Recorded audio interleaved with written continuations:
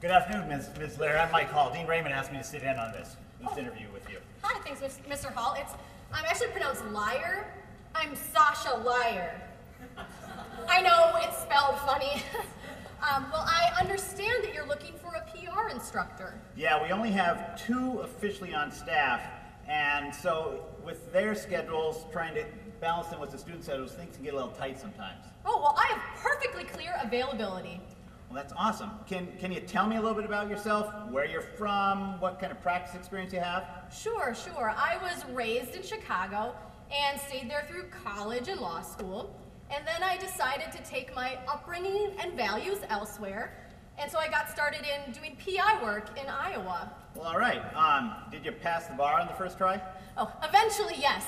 I actually started without taking the bar.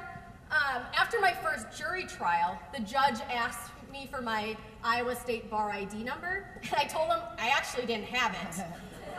He reported me, and that's how I learned about the unauthorized practice of law. Yeah, Rule 5.5. Yeah, that's the one. But I took the test, and I passed, and a few months later, I resumed working at a different firm. Well, good for you. Yeah, in the long run, I think so. But in the short run, see, I sort of forgot to tell the new firm about my old clients and the old firm. Kind of made it seem like they were my first. So when one of my old clients recognized me at a hearing and disqualified the new firm, well, they weren't too happy about that. Well, I can imagine, yeah. Yeah, so my supervising partner, he reported me under Rule 8.3, and then I got busted for 1.9 and 1.10. But the good thing is I learned about imputed conflicts of interest and conflicts of interest with former clients. Great, huh? Yeah, that really adds up. Any, punishment or anything with that? No, just a private reprimand. But I was honest with my next firm. Next, not last? No, not last by far, no. At my next firm, I had a lot of face-to-face client interaction. It was a great experience, and I got some experience, if you know what I mean.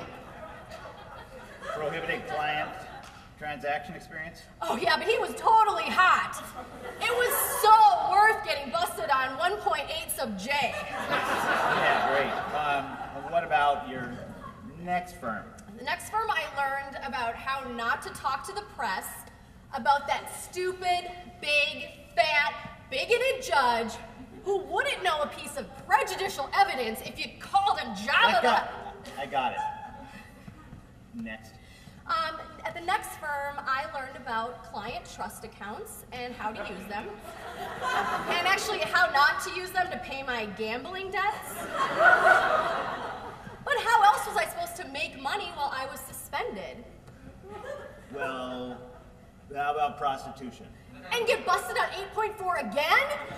No way. No. The next time I was suspended, I made bank by blogging about former clients. And that you learned then about all of the 1.6, huh? You bet. Yeah. So you see, I think I have what it takes to teach the disciplinary rules, you know? Yeah, I think you may be right about that. We'll be in touch. Yeah.